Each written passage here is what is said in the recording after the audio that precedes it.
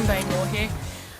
For this week's blog, I wanted to, I've been on eNation a lot and I've been chatting with some other anglers and we've been talking a lot about braided line.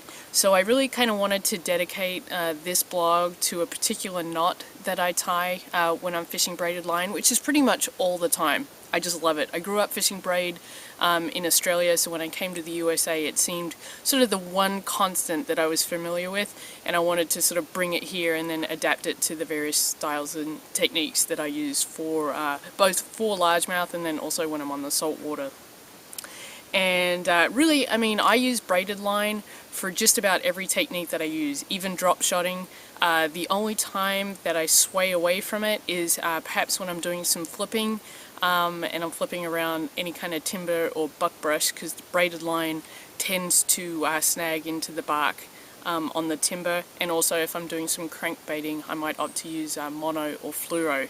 But this is the knot that I use to connect a fluorocarbon leader to my main braided line. And of course everyone's got a different knot that they like to tie, or there might be a variation. It's kind of like a recipe. You start with the basic ingredient and then you might sort of tweak a few things and then it's a little bit different. Some guys like to use a blood knot when connecting the braided line to the fluoro, but I like to use kind of this modified Albright. So here we go.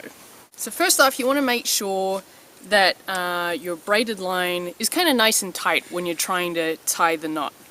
Okay, so really your first step with tying this modified Albright is to take your fluorocarbon line, you take the end and you make a loop, just like that. Super easy. So then you take your main line, which is the braid, and you lay it down behind the loop. So you should have the braided line sort of behind the loop, and then you should have the tag end of the braided line here.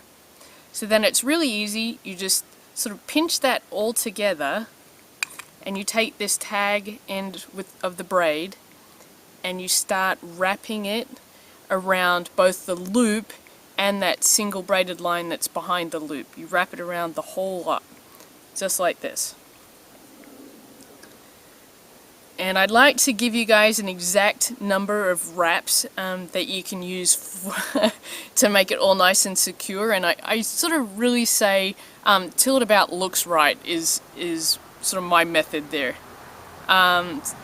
You would need more wraps if it's just a single line. For saltwater guys, if you were to tie bimini, which is a double line going into this knot, you wouldn't need quite as many wraps. So really it just starts looking like that.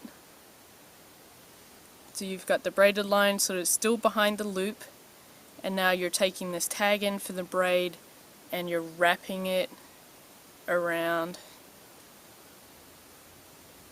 just like so. Okay, that looks about right.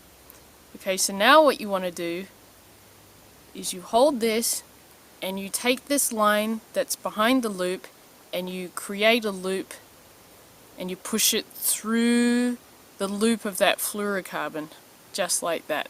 Let me do it again.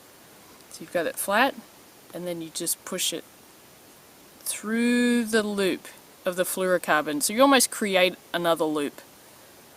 So through that loop of the braided line, you then take the tag end of the braid, just like so.